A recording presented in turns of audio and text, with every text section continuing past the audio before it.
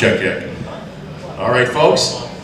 Sitting right here in front of you are our top three for race number 1 of 3 this weekend for the Speed Energy Stadium Super Trucks presented by Traxxas Series. In third place, his first time back in the truck in 365 days without any practice or testing whatsoever. Right out of Rochester Hills, Michigan, the local hero himself, it is Aaron Baumbach. And fresh off a very exciting first ever time back here in the truck since almost a year and a half ago is Ari Lyondike Jr. in second place, or in first place, coming out of the Indy 500. 1 week later, jumping trucks here in Detroit. Put your hands together for today's winner, Matthew Brabham. All right. So I'm just going to ask a couple quick questions to the guys, and then we'll open it up to everyone that has any questions, comments, or anything. Starting off with you, Aaron. Your first time back, you love Stadium Super Trucks. You've made that be known since you started with us 2 years ago. Some of the shorter courses with the huge jumps you've had some problems with your back and things, but these fast courses like this, the street courses, you do very well. You've been on this very podium in the past. How does it feel to come back a year later, first race out, and put yourself up here with these guys?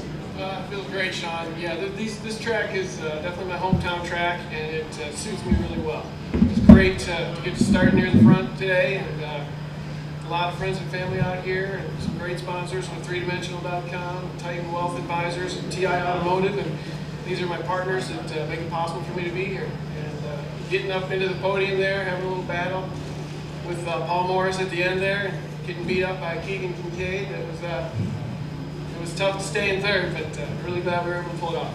Absolutely. Congratulations. Thank you.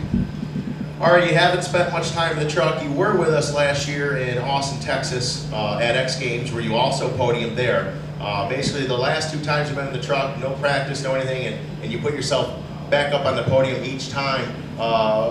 What do you think it is? Is it any type of training you're doing at home, or how do you go about getting in one of these trucks each time, and all of a sudden here you go, you see yourself on the podium? I just think, obviously time in other race series, and I just take well to this track. I really like this track. I've always admired the long straightaways and the high speeds, and I think Austin was a little bit similar. We had some higher speeds there too, so it just really suits my style, and I'm really thankful for Quicken Loans bringing me on board for this event, their home event, and to finish in the podium is great. In the first race, we've obviously got a great start to the weekend. With all the different drivers, we've had upwards of 70 different drivers in the series, all walks of life, and champions, and all different types of driving worldwide. And Quicken Loans has the opportunity to pick whoever they would like to run that truck this weekend. Does that give you any more get-go when you get in the truck saying, hey, out of everyone, they want me? Oh, for sure. I mean, I arrive, the Detroit race week, I always arrive on a Monday. I do media all week, and they're just such a great company to work with, and very honored to be with them. The first year we had a second and a third. Last year I didn't fare so well in the rain. It was my first time in the rain in one of these trucks, and just really hoping for one better spot. Hopefully get a win for them. That'd be amazing. Perfect weekend. Absolutely. Well, congratulations. Yeah, thank you. Matty Brabham, going from well over 200 miles an hour a week ago to well over 200 feet in distance in the air today is quite a jump for you, but you're back on the podium again. With a new livery this year, or this weekend, with the Arctic Cat Wildcat 1000 colors driving for Robbie Gordon's truck. Did that give you any more oomph down with a company like Arctic Cat and Robbie Gordon behind you? For sure. I mean, it's great to be back in the Super Truck Series. I mean, I love it. It's so much fun, and it's really competitive. So it's definitely different jumping from the IndyCar. I was there with the Pertec Team Norrie guys jumping in this weekend. It's completely different. It's a huge contrast to teetering through corners at 200 miles an hour to yanking it through over jumps and really having a great time out there. But yeah, I mean, it definitely was motivated this weekend. I'm very grateful for Robbie for putting me into the Arctic Cat truck. It's it's quite good, and I've just been having a blast. And my first win. I mean, I'm absolutely pleased about that, and can't thank Stadium Super Trucks and Robbie Gordon, Arctic Cat, Traxxas, and all those guys that helped me get there this weekend. Now, you and Sheldon Creed started in the back of the pack. The fastest qualifiers go all the way to the rear. The slower drivers or drivers with a mechanical issue, what have you, for qualifying start in the front. You and Sheldon Creed were methodically getting through the pack, not being overly aggressive at things until you got up to the very front, and Aaron and Ari were really on the gas. Did you have to change your strategy once you got up to the top 2 or 3 trucks?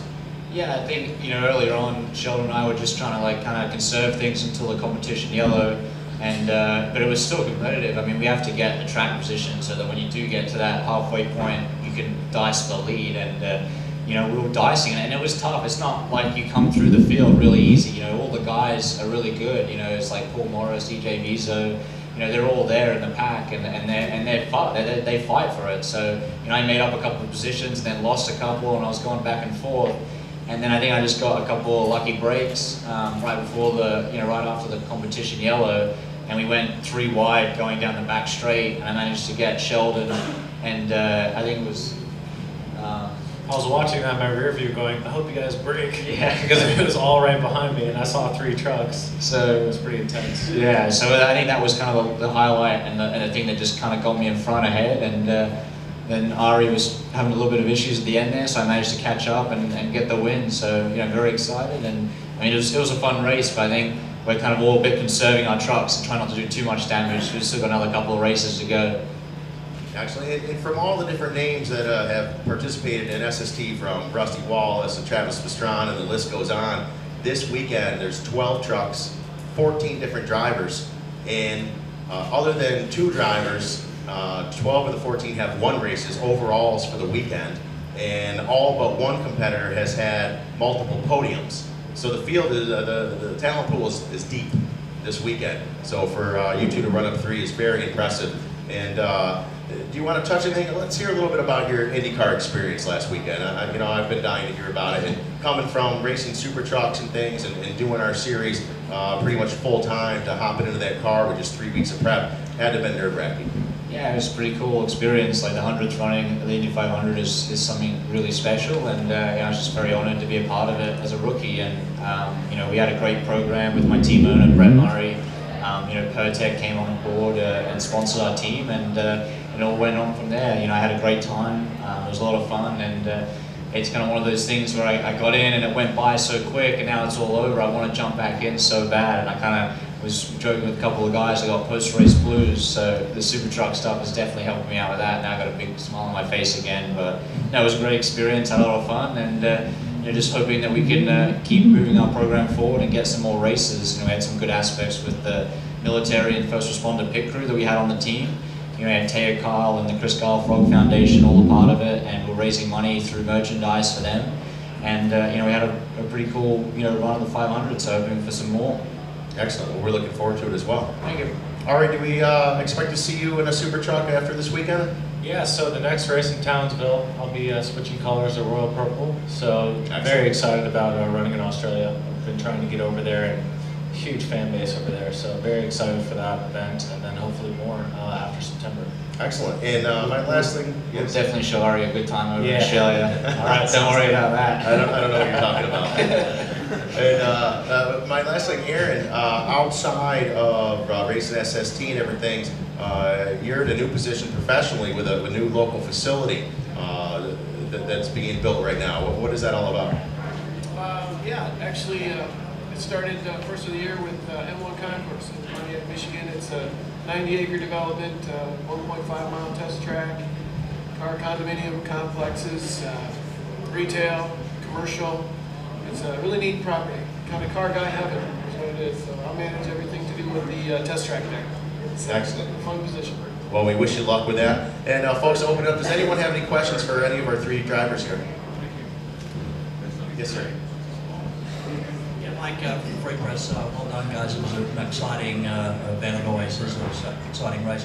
To Matt and Ari, your pedigree is open wheel family. What would Sir Jack think about you jumping and doing these ramps and all these crazy things? And Ari, your dad, was super fast at the Indianapolis Motor Speedway and Smooth. what would he say about your new career?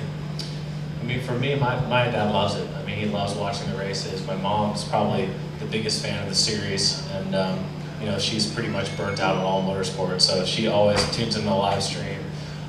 You know, for me, my dad thinks it's kind of insane, you know, which is kind of hilarious because he, you know, sees the trucks jumping, and I've brought him out to the track and invited him out to try to jump in the seat and give it a shot and see what it's like, but he just won't do it. So, but no, he loves it. Yeah, I think, you know, you'd think it was pretty cool because, you know, my grandfather raced everything and you know, he came from midget dirt background and he was racing every weekend in Formula 2, Formula 3, sports cars, Formula 1. So, you know, he was open to just racing and he just loved that, you know, competitive outfit. And I think this series would be, you know, perfect for my grandfather. You know, he's kind of, you know, was one of those guys who just loved getting in and having a crack and having fun. And I think it'd be pretty cool to, you know, wish he could kind of see this, you know, but no, I think he's very proud, and I think he's, you know, exactly the same. He loves it. He'd love it for sure. My dad loves it, so. Yes, sir. One follow-up, sorry. Of course. Are you going to be running In the super trucks? Yeah, the super trucks. I'm not sure yet. We'll see. Yeah. Maybe. Possibly, yeah. I'm hoping, yeah. Yeah, but it's next event. Hoping. We won't have to worry about it on Sunday because the boss is coming back and he's driving. So we'll have somebody else to worry about. Yeah. Any other questions for anyone? Okay. Thanks, Well, folks, this is race 1 of 3 this weekend, and as Matt mentioned, Robbie Gordon is racing the Baja 500 tomorrow. He qualified first in the Baja 500 qualifying in Ensenada, Mexico yesterday. We are surprised to not see him fly in today, race and fly back. It's unlike him to miss one. But he will be here Sunday racing as well. And we'll also be seeing Tyler McQuarrie take the seat back from Scotty Steele. So we'll see a couple different driver changes throughout the weekend. So 2 more coming up. And thank you so much for your time. We appreciate you being here. Congratulations, gentlemen. Well-played game by both teams. The defending champs go down. They couldn't repeat, but they gave a great effort, didn't they, Tommy? They sure did give a good effort. Paul Boulanger figured in. He had the hat trick. Paul Boulanger wins the MVP trophy here for the Nordique. 3 goals of the young man from Toronto, Canada. And a valiant game, a good game. Both teams played it close.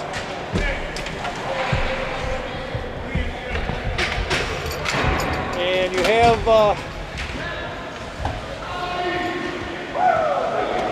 good game and a good season. Good season for all.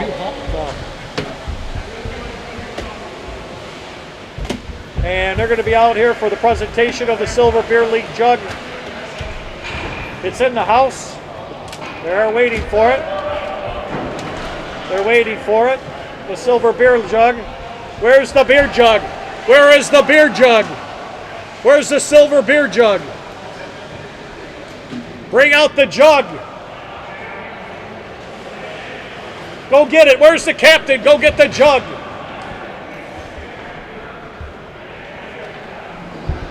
And it looks like the Nordique don't know what to do. Pappy's bringing it, last year's champion. Last year's champion bringing the jug over to the Nordique.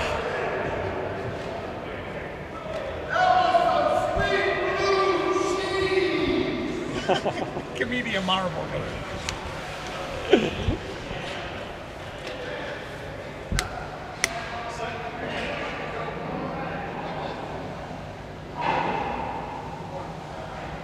The team pics are always a blast, Tommy. Yeah. This is a great photo. There they Guys go, getting great together. photo. What a playoff run this crew game. had. They practiced together every weekend, every Wednesday. They had team meetings and played cards in the basement. We'll bring Stipson over. Come here, Eric. Eric, come here. Let's see that. Bring it over here. There it is right here. Eric Stipson, come over here. Come over here. Great game. Great team effort. How do you feel after this game? Oh man, like $1 million. Going to Disney World. Woohoo! And against all odds, your team came up to the gold with a late run, early or late in the season, marched through the gold, and with the effort today. What can you say about Paul Boulanger? Oh man, it's looked better all year. Can't wait to see him this summer. And there you go, Eric Stimson, right, the thanks, captain for the Fourth Thought champion. Fourth Thought Canucks here. Nordique, I mean.